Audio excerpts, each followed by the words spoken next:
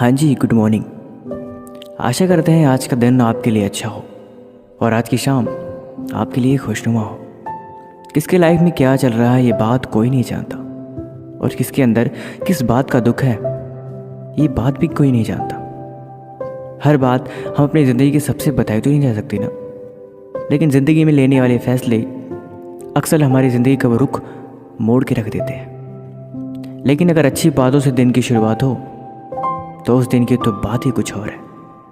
कहते हैं आजकल की भाग दौड़ भरी ज़िंदगी में इंसान क्या सही है क्या गलत है इसकी पहचान भूल गया है। और ज़रूरत पूरी करने के लिए सबसे ज़रूरी चीज़ होती है वह है पैसा।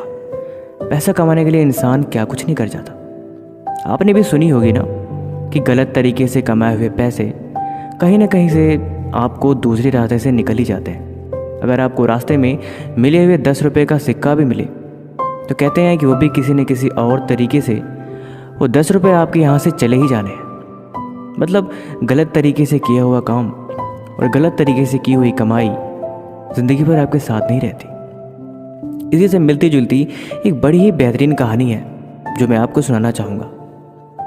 एक बार एक व्यापारी था जो दूध बेचने का काम करता था। वो गांव से दूध लेके जाता और शहर में बेचा करता था। दूध ले जाते समय रास्ते में एक नदी पड़ती थी और वो नाव में दूध के अपने बाल्टों को रख के नदी को पार करता था।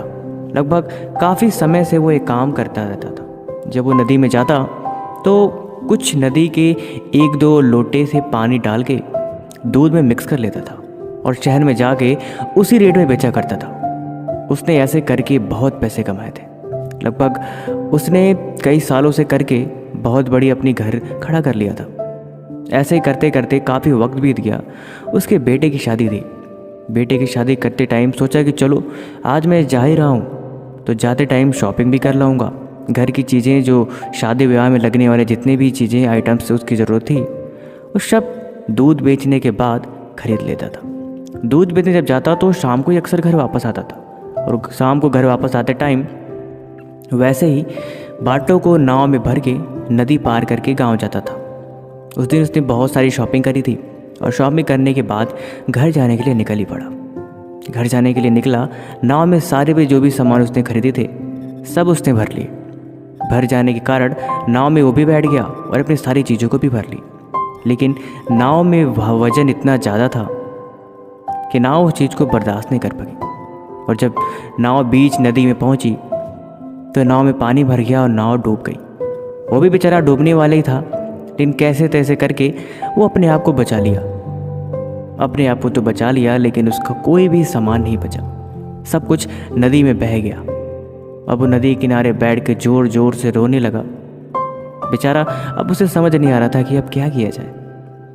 तब तक नदी बोली कि तुम इतना परेशान क्यों हो रहे हो दोस्त। तुमने नदी में वहीं बहाया है जो तुम यहाँ से चुरा के ले जाते थे। तुमने जितना अमाउंट दूध का पानी मिला के बेचा करते थे उतना ही नदी में बह के वो आज बराबर हो गया। उसे बात समझ में आ गई थी कि ज़िंदगी में जो चीज़ें हम कहीं गलत तरीके से लेते हैं वो हमें गलत तरीके से दे के वो हिसाब बराबर हो जाता है। क्योंकि प्रकृति का भी एक बड़ा ही सिंपल सा नियम है कि यहाँ हर किसी को उतना ही मिलता है जितना वो उसके लायक होता है।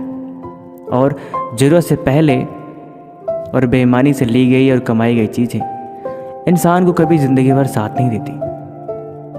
बाकी आपका दिन शुभ हो। आपने इस कहानी से क्या सीखा हमें कमेंट बॉक्स में ज़रूर लिखें। तब तक मिलते हैं आपसे अगले दिन सुबह के 8 बजे। Thank you so much.